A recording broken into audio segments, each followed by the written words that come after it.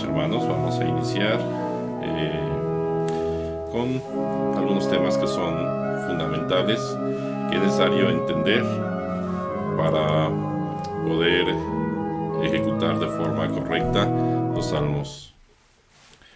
Iniciamos reflexionando sobre la importancia de la palabra de Dios en la celebración litúrgica. La importancia que la Iglesia concede a la proclamación de la palabra de Dios en las celebraciones litúrgicas debe hacerse de tal manera que, conservando la solemnidad de la acción litúrgica, sea inmediatamente inteligible. Recuerden que debemos de participar en la Eucaristía de una forma consciente y debemos de obtener fruto para nuestra vida. La palabra de Dios es recibida con veneración, pero al mismo tiempo reclama, suscita y fortifica la fe. El que canta la palabra de Dios no debe pensar en que cumple una rúbrica, sino en desempeñar un ministerio profético de anuncio, de conocimiento de la palabra de Dios, hacer entrar en un diálogo de escucha de la palabra, pero también de respuesta a Dios que nos habla. No es solamente un cantor o un salmista, es portador de Dios. En la tradición veterotestamentaria, la lectura del sagrado texto no se concebía apenas sin la cantilación. El que recita la escritura sin cantarla es un idólatra, dice la Mishnah. La tradición de la lectura cantada era tan profunda que el lenguaje popular hablaba indistintamente de canto o de la recitación de un cántico. La proclamación de la palabra de Dios se concebía como una música divina que hacía irrupción sobre la tierra como un anuncio de los ángeles en Belén, cantando la gloria de Dios. Clemente de Alejandría exclama con entusiasmo: los profetas hablan, el rumor de la música se extiende. Esta tradición bíblica de la lectura cantada se explica, sin duda, por el deseo de sustraer la palabra divina a la banalidad de una lectura prosaica, de amplificarla de algún modo, gracias a la magia del ritmo y de la melodía. Pues, queridos hermanos, vamos a reflexionar sobre ese término cantilación, que es una forma de divinizar, de elevar del plano humano al plano divino la palabra de Dios. Podemos citar aquí a San Agustín, que nos dice que cantar es propio del que ama, porque hay palabras para las cuales se necesita la música para expresarlas. La cantilación de la palabra de Dios es la solemnización de la proclamación de esta palabra. Y en la iglesia hacemos una lectura solemne de la palabra de Dios, porque no es palabra humana. No podemos leerla como leeríamos cualquier otro libro.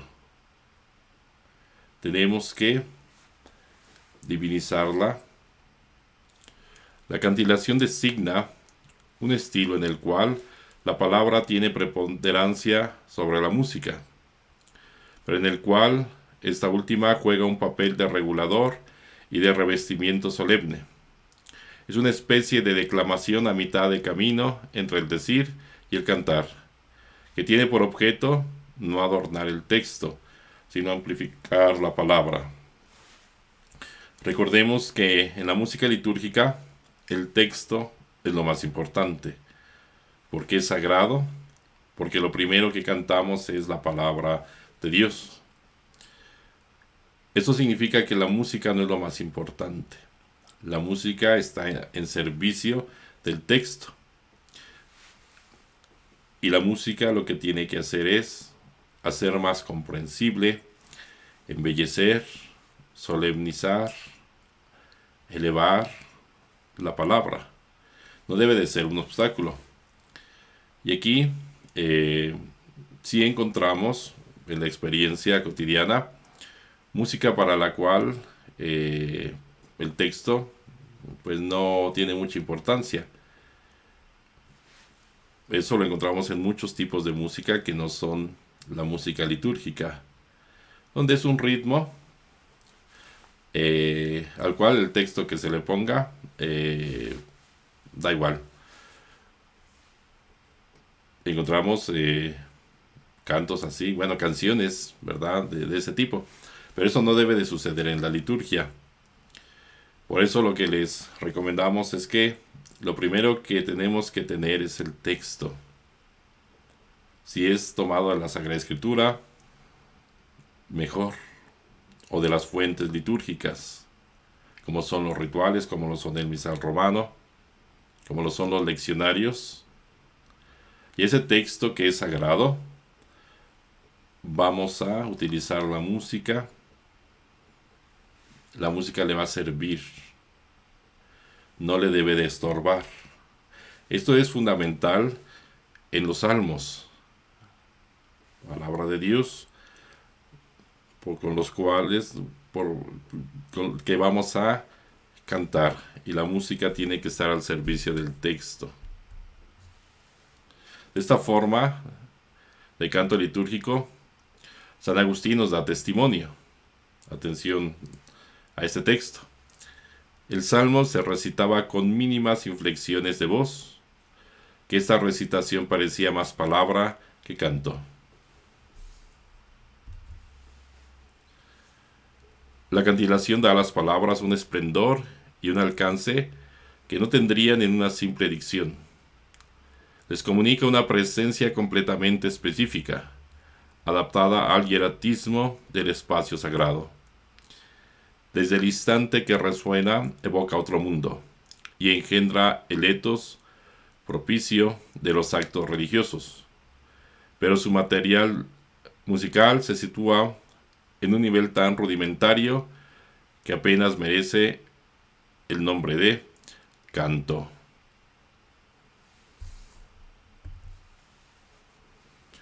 La cantilación da preponderancia al texto. Lo principal es el texto sagrado. Reviste el texto para amplificarlo. La música no debe de opacar ni de obstaculizar el texto. Debe de ser sencillo para la participación de los fieles. Sumamente bello. Es un canto espiritual que eleva las almas a Dios. Crea una atmósfera hierática, es decir, una atmósfera de santidad que nos hace experimentar y sentir la presencia divina. Un ejemplo muy sencillo lo vemos en el siguiente saludo, donde podemos darnos cuenta que el texto está sobre una nota y al finalizar hace una pequeña variación, una pequeña inflexión a la voz.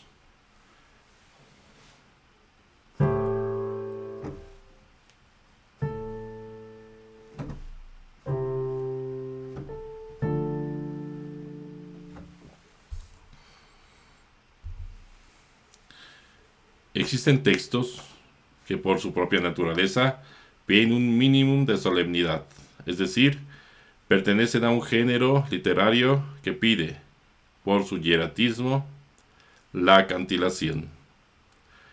Esto significa que ciertos textos poseen un ritmo interno y un carácter lírico que piden ser cantados. Por ejemplo, el himno del prólogo del Evangelio de San Juan,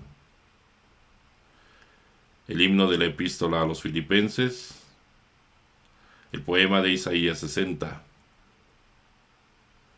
el texto de las bienaventuranzas.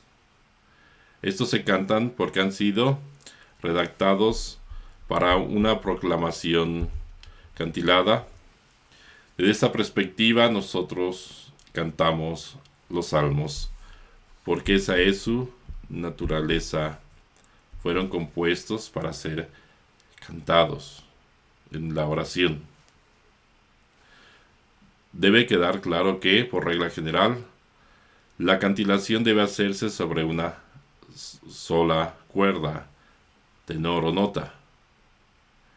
Se puede utilizar notas para entonar, notas de paso y cadencia final, las cuales dan valor al tenor y la ponen en relieve. Es decir, que en principio pudiésemos cantar sobre una sola nota. El Señor es mi pastor, nada me falta. En verdes praderas me hace reposar, y hacia fuentes tranquilas me conduce para reparar mis fuerzas. Pero hacemos uso de entonación, de algunas cadencias para amplificar el texto. El recitativo sirve al texto que proclama. No debe seducir la atención ligándola a la melodía, sino orientarla al texto. Por ello se debe conservar la cuerda el mayor tiempo posible, lo cual no es señal de simplismo, sino por el contrario de alta estilización.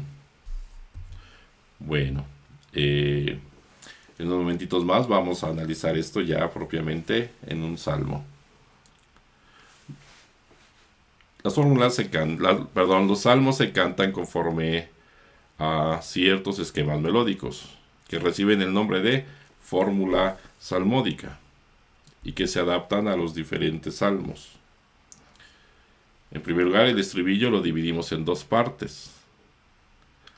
Los versículos se dividen en dos partes que se llaman hemistiquios, y en el canto gregoriano son separados por un asterisco.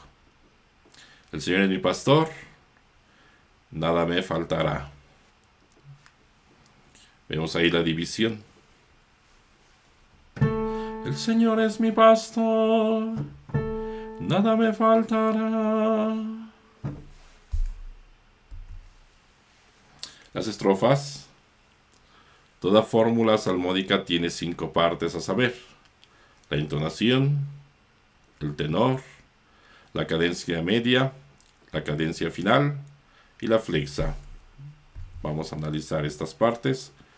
Aquí podemos ver en el modo 1 gregoriano la entonación, que corresponde a las 3 primeras notas.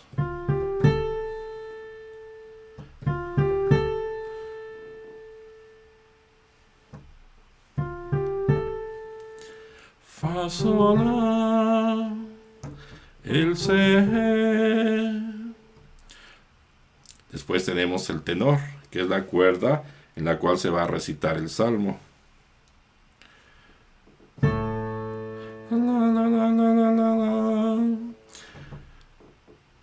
Entonación. El Señor es mi pastor. Tenemos una cadencia media. Si, la, sol, la. El tenor nuevamente. La. Y la cadencia final. Sol, fa, sol, la, sol, fa, mi, re. Y aquí tenemos completo nuestro modo. Fa, sol, la, la, la, la, la, la, la, la, si, la, sol, la, sol, fa, mi, re.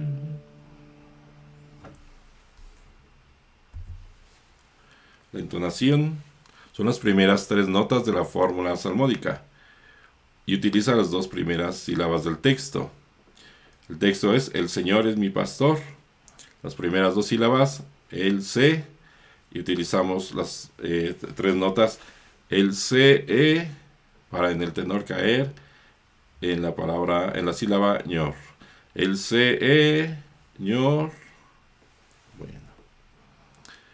Esta entonación en el estribillo del salmo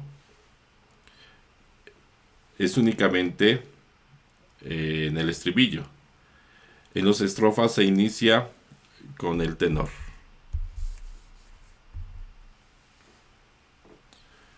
Tenor o cuerda recitativa.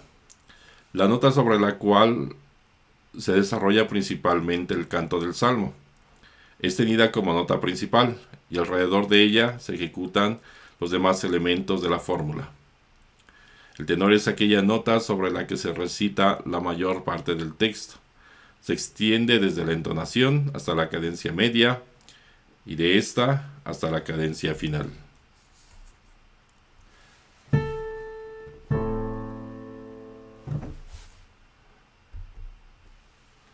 La cadencia media es un giro melódico que cierra la primera parte del estribillo, versículo o hemistiquio.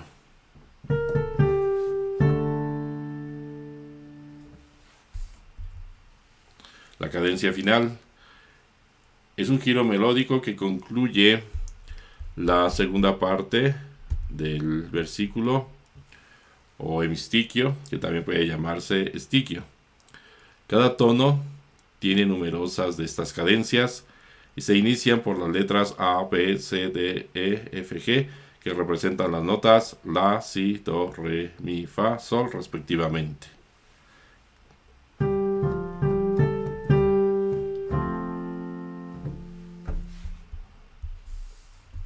Y tenemos la flexa. Es una pequeña inflexión de voz que se hace cuando la primera parte del versículo es muy larga. Se indica en los libros litúrgicos por medio de una cruz. Pues aquí podemos ver todos estos elementos. Inicia el estribillo con la entonación. El C. Seguimos con el tenor. Señores, cadencia media. Mi pastor.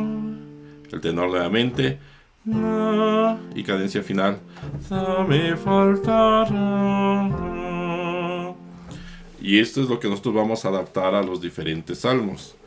El Señor es mi pastor, nada me faltará.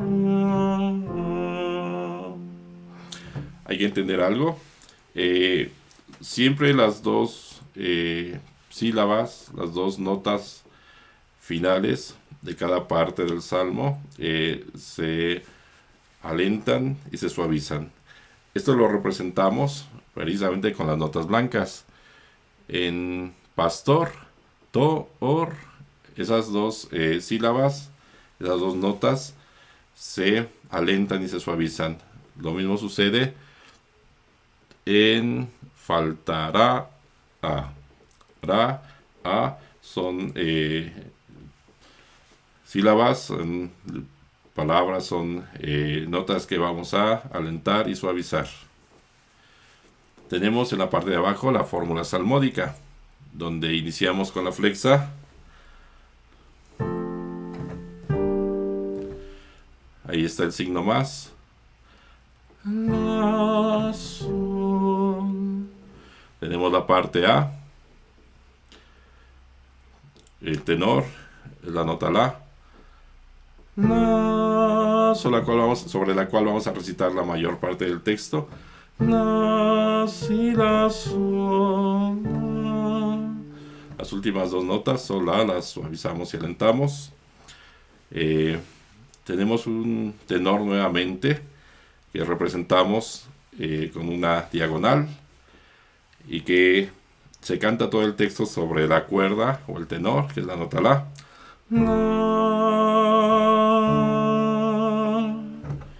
Y tenemos la parte B, iniciando con el tenor, La, y hacemos la cadencia final. La, sol, sol, fa, sol, la, sol, fa. Decíamos hace unos instantes que la cadencia final es variable, son diferentes para cada tono. Notarán que en el primer modo que habíamos visto, la terminación era diferente. Nosotros optamos por el tipo de salmo en utilizar esta terminación. ¿Pudiésemos utilizar la anterior? Sí. Bueno, vamos a revisarlo en la estrofa con el texto. Iniciamos con el tenor. Si se dan cuenta, en cada parte, la flexa, que representada con el signo más, la parte A, la diagonal, que representa el tenor, y la parte B, todas inician con la nota La, que es la cuerda de recitación, que es el tenor, y es sobre la nota que tiene que prevalecer durante todo el salmo. Vamos a verlo en el texto. El Señor es mi pastor, nada me falta, en verdes praderas me hace reposar. Se darán cuenta que están marcadas al final los cambios melódicos de la fórmula. El Señor es mi pastor, nada me falta, y el cambio se hace en ta. El Señor es mi pastor, nada me falta. Respetamos las comas. El Señor es mi pastor. Hacemos la pausa por la coma. Nada me falta. Y ahí hacemos el cambio por la flexa. El Señor es mi pastor, nada me falta. Seguimos a la parte A. Los cambios los vamos a hacer en reposar. Volvemos al tenor. La cuerda de recitación en La. En verdes praderas me hace reposar. Alentamos y suavizamos las dos últimas sílabas. Desde el inicio. El Señor es mi pastor, nada me falta. En verdes praderas me hace reposar. Vamos a permanecer en el tenor, es decir, sin cambiar la nota La, que es la cuerda, la nota de recitación. Y hacia fuentes tranquilas me conduce. Ahí hicimos un cambio de acorde para darle vida y dinamismo al texto. No cambiamos la nota de recitación. Y hacia fuentes tranquilas me conduce. Y pasamos a la parte B, iniciando con el tenor y haciendo el cambio en reparar mis fuerzas. Para reparar mis fuerzas. Muy bien, vamos a cantar el estribillo y la estrofa sin interrupción. El Señor es mi pastor, nada me faltará. Nuevamente hacemos una corrección en la entonación. El Señor es mi pastor, nada me faltará. Cuidando de acentuar las palabras en el lugar indicado, en el lugar correcto. Podemos tener error de acentuación. El Señor es mi pastor, nada me falta. En verdes praderas me hace reposar. Y hacia fuentes tranquilas me conduce. Para reparar mis fuerzas. El Señor es mi pastor, nada me faltará. Bueno, voy a hacerlo nuevamente sin interrupción. El Señor es mi pastor, nada me faltará. El Señor es mi pastor, nada me falta. En verdes praderas me hace reposar, y hacia fuentes tranquilas me conduce para reparar mis fuerzas. El Señor es mi pastor, nada me faltará.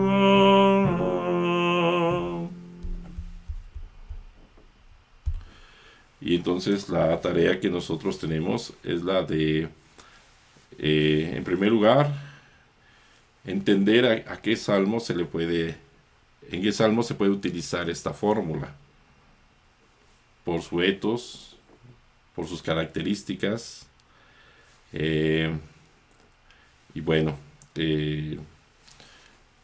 musicalizarlo, ¿verdad? Un término que hemos estado repitiendo constantemente es el de etos. Vamos a ver qué significa. Los sentimientos que causan los modos musicales. La teoría del etos considera que los elementos de la música ejercen efectos sobre la parte fisiológica, emocional, espiritual, sobre la fuerza de la voluntad del hombre. Y por eso, a cada modo o escala se le estableció un etos determinado, un sentimiento. El etos de cada modo depende de sus tonos, es decir, de los sonidos característicos que cada uno tiene, así como también del movimiento de su melodía ascendente o descendente por grados conjuntos o disjuntos. Para ver lo que escriben los teóricos de la época acerca de los sentimientos que causan los modos de ese etos, se ha hecho un pequeño estudio comparando lo que dicen algunos de ellos en algunas de sus obras. Por ejemplo, Guido de Arezzo, en torno al año 1000, Adam de Fulda, 1445 a 1506, Domingo y Marcos Durán, Lux Bella, 1498, Juan de Espinosa, 1520, Andrés Lorete, El porqué de la música, tratado, 1672, y Pablo Nazarro, Escuela de Música, 1724. Estudios, tratados muy antiguos de la Iglesia, pero que nos hablan de estos sentimientos. Por ejemplo, en este primer modo, encontramos en varios autores que es alegre. Para Fulda se presta a todo sentimiento. Omnibus es primus. Nazarra, además de alegría, le da el sentimiento de gravedad, lo mismo que Guido de Arezzo. Escuchémoslo, tratando de identificar el sentimiento, el etos propio de este tono.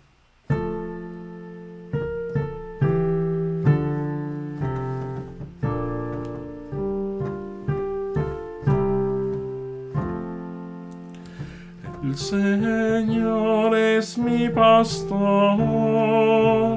nada me faltará.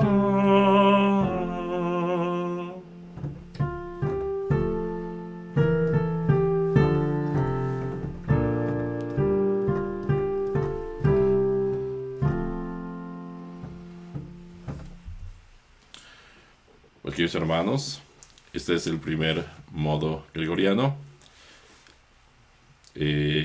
Hay que ensayarlo, analizar, revisar cada una de sus partes. Agradecemos su atención.